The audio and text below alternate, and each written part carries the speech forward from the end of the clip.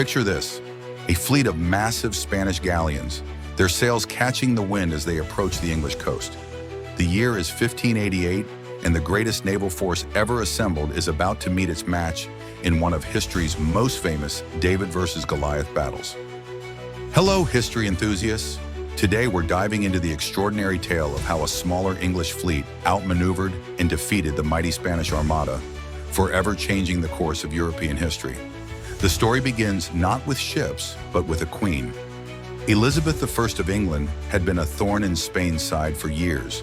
She supported Protestant rebels in Spanish-controlled Netherlands, authorized English pirates, or sea dogs as they were known, to raid Spanish treasure ships, and refused to marry Spain's King Philip II.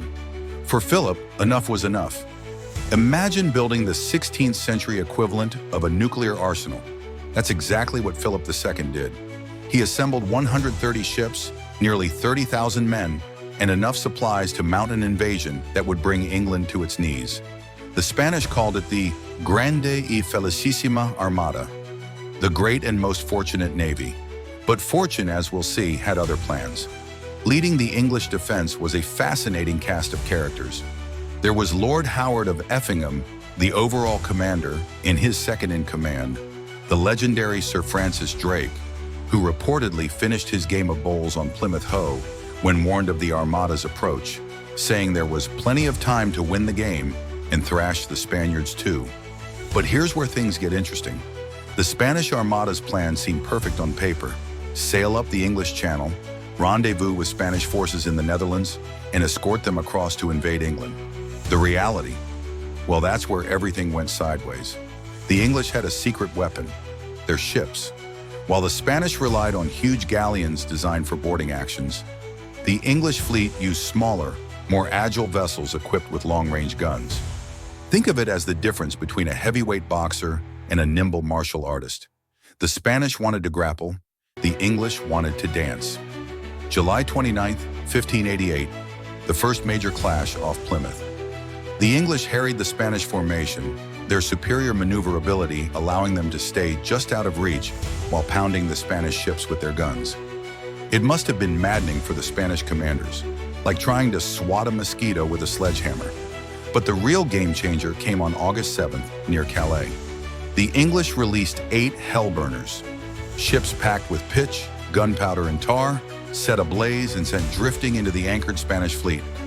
Imagine the panic as these floating infernos approached. The Spanish cut their anchor cables and scattered, breaking their crucial defensive formation. What followed was the Battle of Gravelines, where the English struck their decisive blow. With the Spanish formation broken, English ships could pick off their opponents one by one.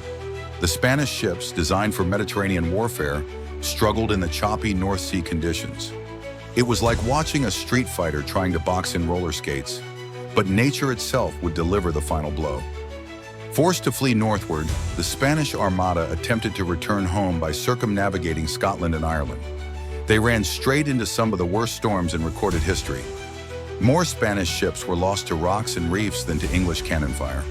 The numbers tell a staggering story. Of the 130 ships that set sail, only about half made it back to Spain. Nearly 15,000 Spanish sailors and soldiers never returned home. The English, meanwhile, didn't lose a single ship. Elizabeth I, celebrating the victory, had a medal struck with the words, "God blew his winds and they were scattered." The defeat of the Spanish Armada marked the beginning of England's rise as a global naval power and the gradual decline of Spanish dominance. But perhaps the most fascinating aspect of this story isn't just the battle itself, but what it teaches us about innovation, adaptability, and the dangers of overconfidence. The Spanish Armada was considered invincible, yet it was defeated by a combination of English ingenuity, strategic thinking, and, yes, some lucky weather. It's a reminder that sometimes the biggest ships don't always win the day. Victory often goes to those who can adapt, innovate, and make the best use of their resources. A lesson that holds true whether you're commanding a fleet of ships in 1588 or facing challenges in the modern world. Thank you for joining me on this journey through one of history's most pivotal naval battles. If you enjoyed this video, don't forget to like, subscribe, and hit that notification bell to catch more historical adventures. Until next time, keep exploring the past.